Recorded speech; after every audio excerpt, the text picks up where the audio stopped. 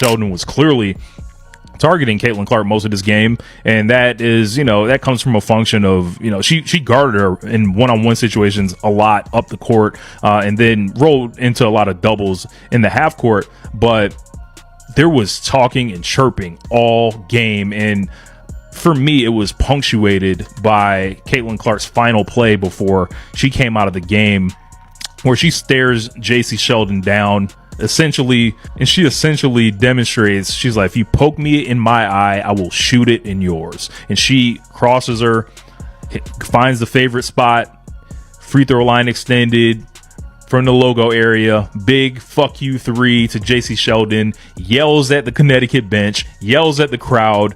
Her and Jacy Sheldon come back together.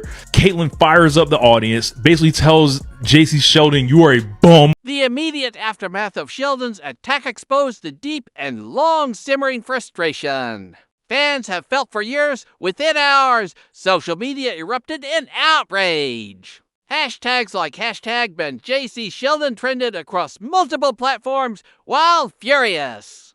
Fans flooded Sheldon's Instagram with harsh criticism, calling her bitter, unprofessional, and questioning whether she even belongs in a professional league. Clips of the incident went viral, with fans breaking down every angle. Watch it! From behind or from the side, one fan wrote, she clearly launched herself straight into Caitlin's eye. There's no universe where this qualifies as a basketball play, another added. She wasn't even near the ball. Caitlin wasn't dribbling high. This wasn't tough defense. This was targeted aggression, and how she wasn't ejected is beyond comprehension. Even the broadcast team seemed confused, and that confusion spilled over into the game. The lack of immediate discipline gave way to further chaos, allowing Sophie Cunningham to deliver a hard foul in the final moments, taking justice into her own hands.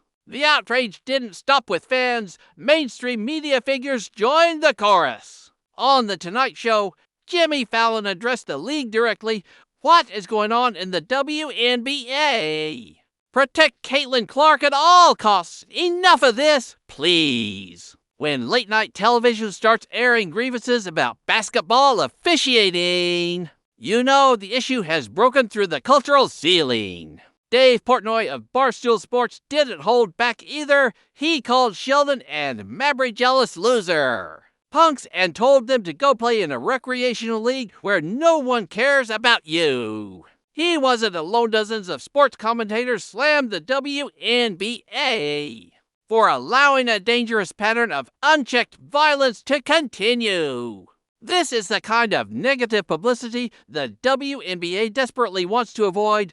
Mainstream headlines, viral clips, and a public perception that the league is failing to protect its most marketable player. To understand the gravity of what's at stake, you have to understand the economic weight Caitlin Clark carries, according to Dr. Ryan Brewer, a finance professor at Indiana University, Columbus. Clark was responsible for a staggering 26.5% of all WNBA economic activity during her rookie season. That's over a quarter of the league's entire financial engine tied to one rookie who, shockingly, was making just $76,535 for her efforts. Dr. Brewer's 2025 projections are even more mind-blowing. Clark could generate nearly $1 billion in economic impact for the league this year. That's billion with AB. Let that sink in. When one player contributes that much to your survival, allowing her to be repeatedly targeted isn't just morally indefensible, it's economically suicidal.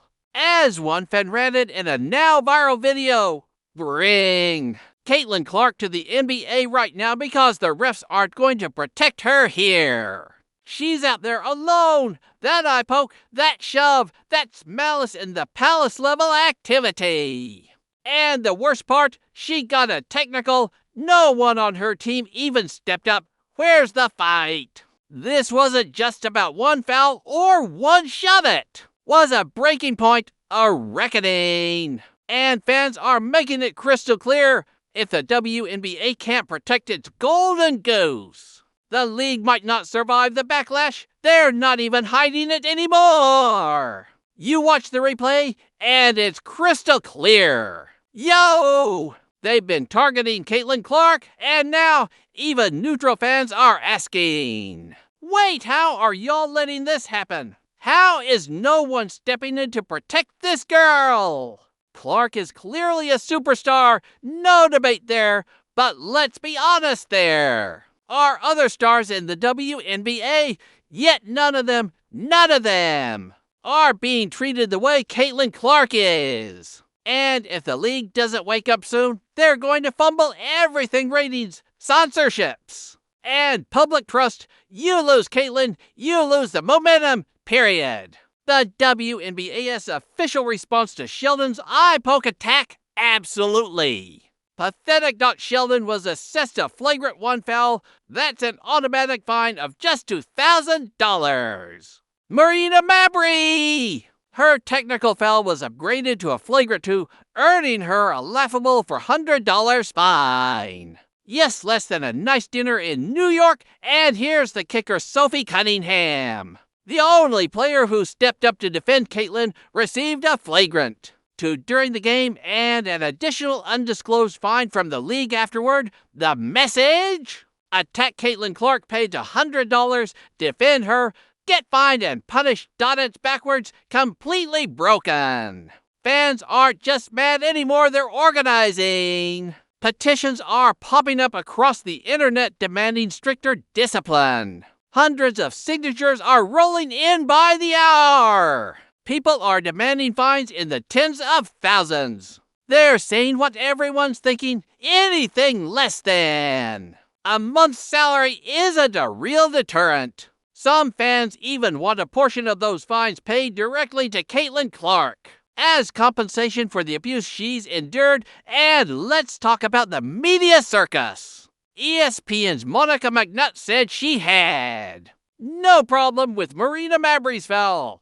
Really? She saw nothing wrong with a player blindsiding someone while they were recovering from an eye poke?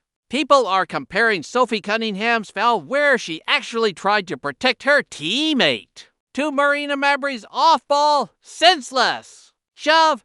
The difference: Sophie was defending someone. Marina was attacking someone who was already hurt. There's no logic here, not from a business perspective and not from a safety one. If Sheldon's eye poke had caused permanent damage to Caitlin's vision, we're talking about hundreds of millions in lost revenue. This is not a game anymore, this is business malpractice. Caitlin Clark is the biggest phenomenon in women's sports history. She's not just driving ticket sales. She's the reason the WNBA is on national TV, the reason merch is selling out, the reason arenas are full, yet she's being treated like she's disposable.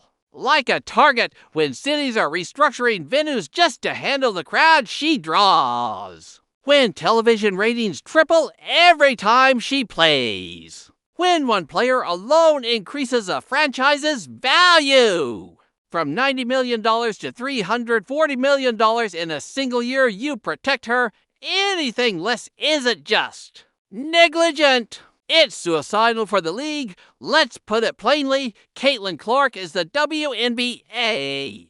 She's worth nearly $1 billion in economic impact this year, according to Dr. Ryan Brewer. She's making $78,000 less than a mid-level marketing coordinator, and she's being hunted on the court with no real consequences for her attackers. That's not just wrong. That's insane. Fans are now demanding a protection bonus system if you target Clark. You pay not just to the league, but directly to her. Other proposals suggest the WNBA should compensate her directly for enduring treatment no other player in history has faced, and they're right, because this isn't normal basketball. This is resentment, jealousy, and agenda-driven violence. And the league is enabling it. As one fan put it, she's at a level star. And the rest of the league drops straight to D. No B, no C, just D. She is the league.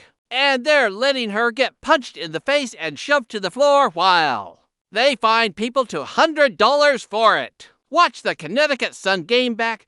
Look at the moment where Caitlin tries to create space. You'll see it clearly. She gets hit in the eye. No ball in sight. No play in motion. Just violence. And yet, nothing. No ejection. No protection. No justice. They're not even hiding it anymore. You watch the replay, and it's crystal clear. Yo! They've been targeting Caitlin Clark, and now even the casual fans are asking, hold up, how are y'all letting this happen? How?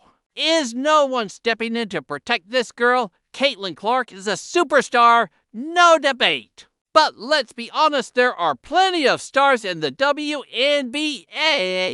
And yet none of them are being treated the way Clark is. This isn't tough defense. It's targeted aggression, and if the league doesn't wake up soon, they're going to lose. Everything, ratings, sponsors, momentum. You lose, Caitlin. You lose the future, period. The WNBA's official response to Sheldon's eye poke attack? Absolutely pathetic. Sheldon got a flagrant 1 foul. That's a $2,000 fine. Marina Mabry upgraded to a flagrant 2 and fined just for $100, less than the price of dinner in Manhattan. And here's the twist. Sophie Cunningham, the only player who stood up and defended Clark, got a flagrant 2 and an additional undisclosed fine. So the message is loud and clear. Attack Caitlin Clark, paid to $100, defend her, and we'll come after you.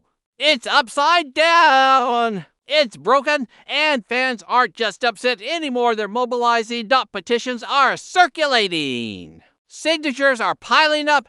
Fans want real consequences, not token fines, but tens of thousands of dollars, and some are calling for a portion of those fines to be paid directly to Clark for the abuse she's repeatedly endured. And then there's the media. Monica McNutt on ESPN actually said she had no problem with Mabry's foul. Really? She's fine with someone blindsiding a player who just got poked in the eye. People are now comparing Sophie's foul and emotional act of protection to Mabry's cold-blooded shove. The difference is obvious. Sophie reacted, Mabry attacked.